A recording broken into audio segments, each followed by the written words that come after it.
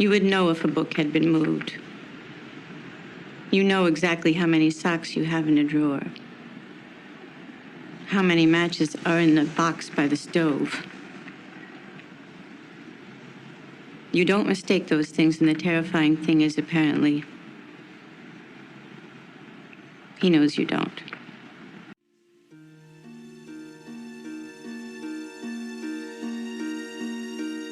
When a Stranger Calls Back is a 1993 sequel to the 1979 horror film classic. Written and directed once again by Fred Walton, who did the original film, this movie takes place in then 1993, 15 years after the events of the original. A babysitter named Julia Jens, played by actress Jill Schoelen, arrives at the California home of a doctor and his wife for a routine babysitting job. Does it sound familiar? Bye.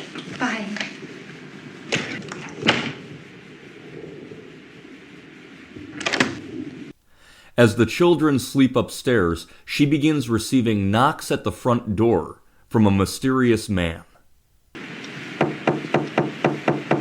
Yes, who is it? Hi. You don't know me. My car's broken down, and, I was wondering if I could come in and use the phone. Refusing to let him in the house, but agreeing to call the auto club for him, she finds the phone line dead.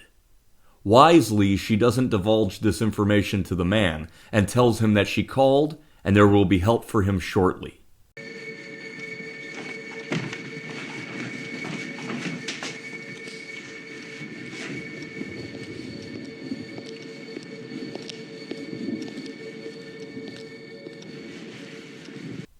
Over time, the man continues to knock on the door, and the conversations become more and more unpleasant. What do you want? You never called them, did you? You never called the auto club. Yes, I did. Of course I did. I don't believe you.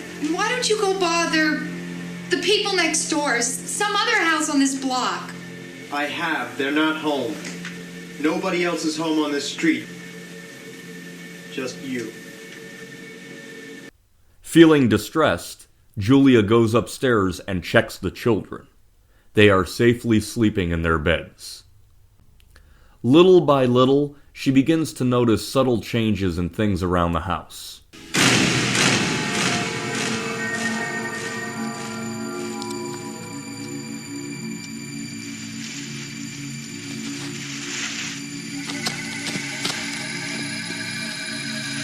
Then, the knocking continues once again.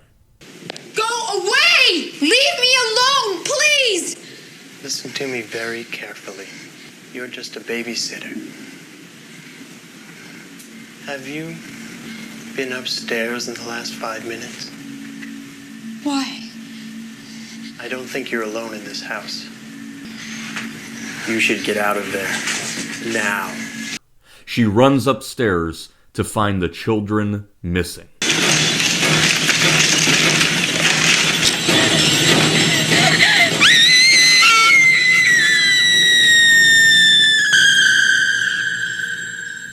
Five years pass and Julia is now an introverted college student, paranoid and traumatized by the event.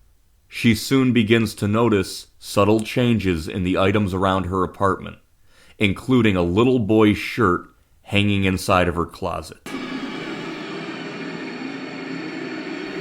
Creepy shit.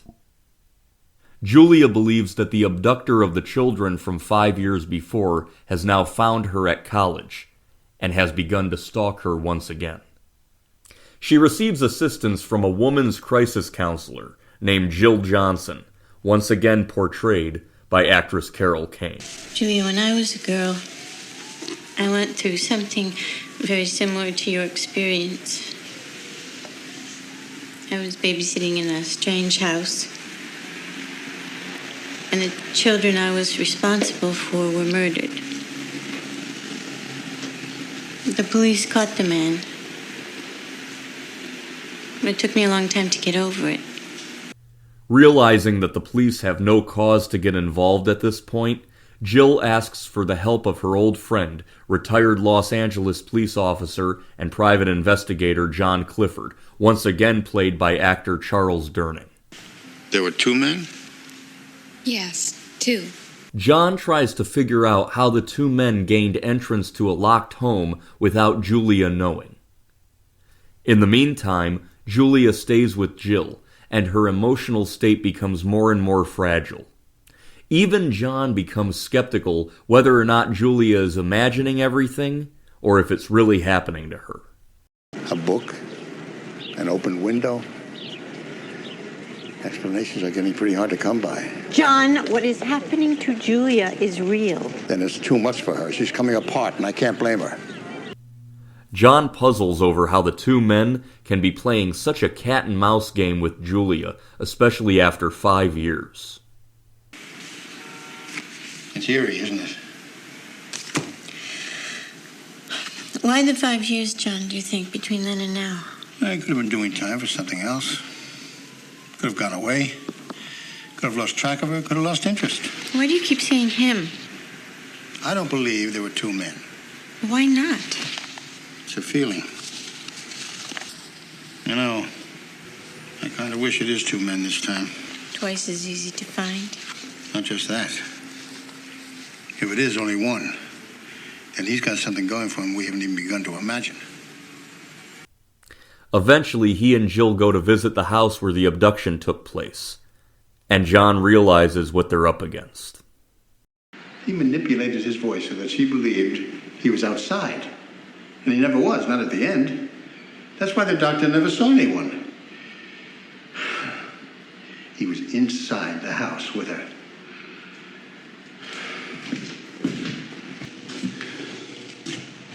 We're looking for a ventriloquist. This movie was written and directed by Fred Walton, who had done the original When a Stranger Calls back in 1979, as well as the 1986 horror film April Fool's Day. And this is really well made. This film was originally going to be distributed by 20th Century Fox, but they thought that there wasn't enough star power. Showtime picked it up, so this became a direct-to-TV release for the cable network, and it was originally broadcast on April 4th, 1993. The ratings were excellent, and it became a regular staple on cable television throughout the 1990s. I first saw it on TBS back around 1995 or 96. A third movie was actually planned, but Carol Kane declined because her character was killed in the prologue, and nothing ever came of it again. I actually think that the knocking on the door of this film is much scarier than the ringing telephone in the first. And many horror movie aficionados agree that the opening 20 minutes or so of this film is very, very scary. When a stranger calls back.